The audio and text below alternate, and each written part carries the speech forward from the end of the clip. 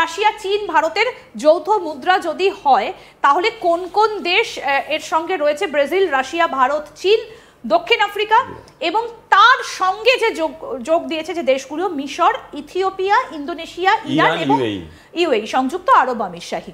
এই দেশগুলো মিলে যদি একটা মুদ্রা আনে তখন তাহলে কি অবস্থা হতে পারে আমেরিকার অর্থনীতির? তার একটা আগাম আভাস বোধহয় ডোনাল্ড ট্রাম্প পেয়ে গিয়েছেন এবং সেই কারণেই এটা কি খ্যাপামো বলবেন, কি বলবেন, মানে এইটা কেন? মানে এই ধরনের কথা তো এরকম ডাইরেক্টলি বলা যায় না একটা মাঝবয়সী বৃদ্ধ লোকের ব্যাপারে। যাই উনি সুস্থ হয়ে উঠুন, একটা ভারতীয় হিসাবে এইটুকুনি চাইবো, প্রার্থনা করতে পারি ওনার সুস্থতা। আপনি একটা কথা বলছিলেন না যে রাশিয়া তখন কি করবে যদি রাশিয়া ইউক্রেন যুদ্ধের পেছনে ইউক্রেনকে ধোয়া দেয়? একই কাজ তো ভারতের সঙ্গে। আচ্ছা, আমি একটা কথা, আমি একটা খুব ইম্পর্টেন্ট একটা কথা থেকে সরে আসছি, একটা খুব ব্যক্তিগত কথা বলছি।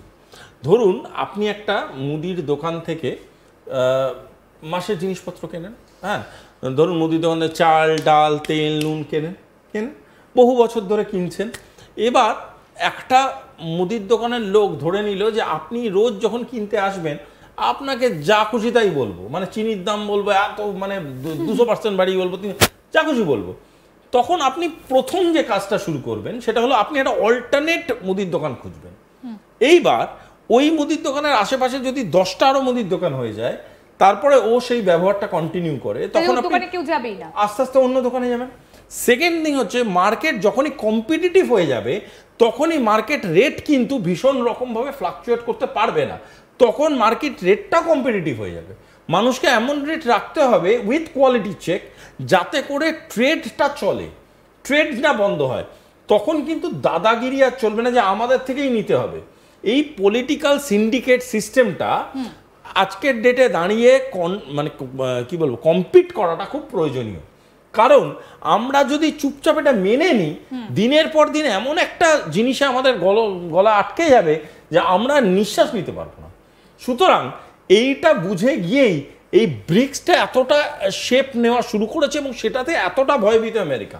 তার কারণটা হলো, আমি আগেও বলেছি আবারও বলছি, আমি এতগুলো দেশে যাবোই না, ধরে ধরে বলতে গেলে জীবন বেরিয়ে যাবে। রিসোর্স, মিনারেলস, আমি ব্রাজিল বলতেই লোকজন বাঙালিরা ফুটবল করে, কিন্তু রিসোর্স, মিনারেলস, ব্রাজিলে অ্যামাজন, ব্রাজিলের নিজস্ব কোয়ান্টিটি অফ এনার্জি সাংঘাতিক। রাশিয়া নিয়ে আমি আর কিছু বললামই না, ভারতবর্ষ তো জানোই, চীন ইকোনমিক্যালি, পাওয়ার ওয়াইজ, মানে রিজিওনালি is a very important nation and population wise very important nation. South Africa resource wise মারাত্মক, মিনারেল ওয়াইজ সাংঘাতিক। পয়েন্ট হচ্ছে আরো, মানে ধরে ধরে বলতে গেলে অনেক বলতে হবে, আমি এইটুকুনি বলছি কারণ এই যে কম্বিনেশনস গুলো তৈরি হচ্ছে, এই কম্বিনেশনস গুলো কোথাও গিয়ে একজন অপরজনের কাছাকাছি আসছে। যদি এই কাছাকাছি এসে জেলিংটা খুব ভালোভাবে হতে পারে, তখন যে পাওয়ার থিওরিটা শুরু হবে, সেই পাওয়ার থিওরিটা কিন্তু যে কোনো দিন ম্যাক্সিমাইজড হয়ে যাবে। আর এই ম্যাক্সিমাইজ থিওরিটাকে কোনোভাবে কাউন্টার করার ক্ষমতা আমেরিকার কিন্তু নেই।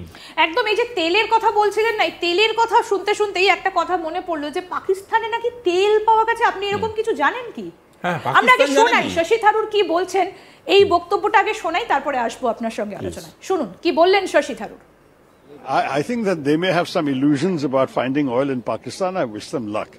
You remember that, we were all one country at one time.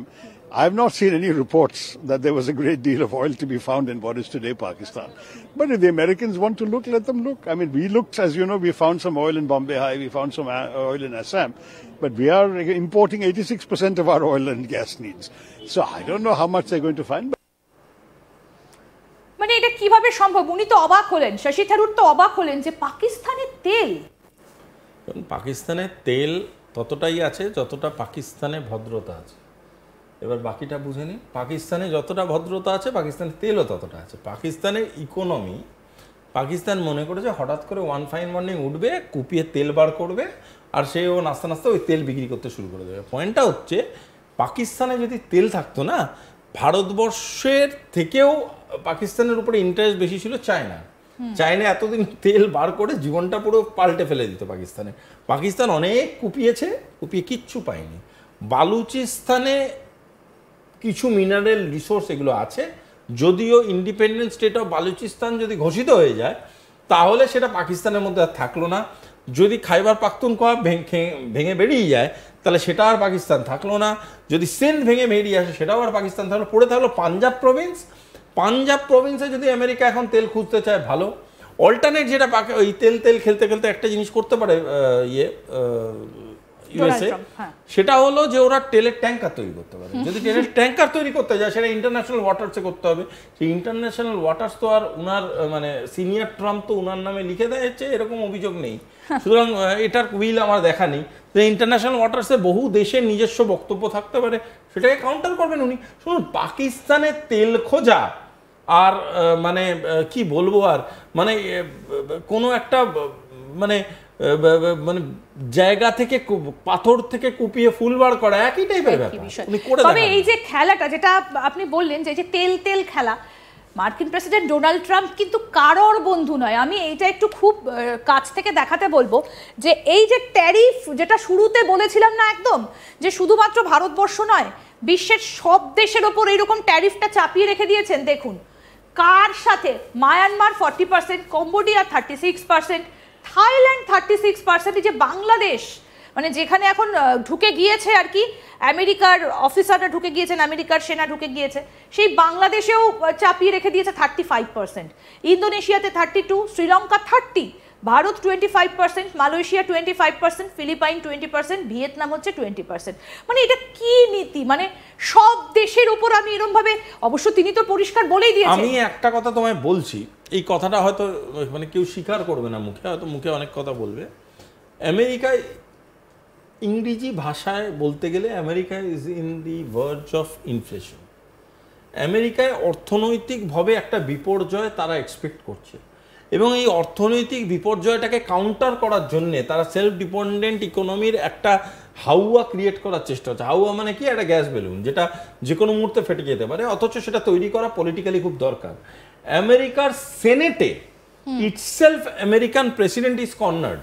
বারংবার তাকে প্রশ্ন করা হচ্ছে এই নিয়ে, এই ইনফ্লেশন স্ট্র্যাটেজি নিয়ে, এই ইনফ্লেশনটাকে কীভাবে কাউন্টার করছে। তার সেটা একমাত্র ট্যারিফ বাড়িয়ে করা যাবে, এরকম কোনো জাদুকাঠি ট্যারিফের মধ্যে আছে বলে আমার মনে হয় না। এটা কিছু চেঞ্জ আনতে পারে, বাট এটার দিয়েই একদম আমেরিকাকে উল্টে পাল্টে দেবে সেরকম কিছু নয়।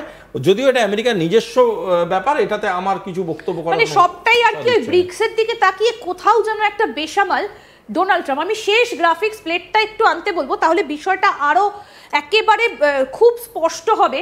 এই যে মার্কিন যুক্তরাষ্ট্র থেকে আমদানিতে ভারত, এবং ভারত থেকে আমদানির ওপর মার্কিন এই যে অ্যাভারেজ ট্যারিফ রেট, মানে বিদেশ নীতি ভারতের এতটাই এই মুহূর্তে দাঁড়িয়ে খুব কম্প্যাক্ট, এবং এটা বলা যেতে পারে যে আমেরিকা কিন্তু ভারতের কিচ্ছু করতে পারবে না।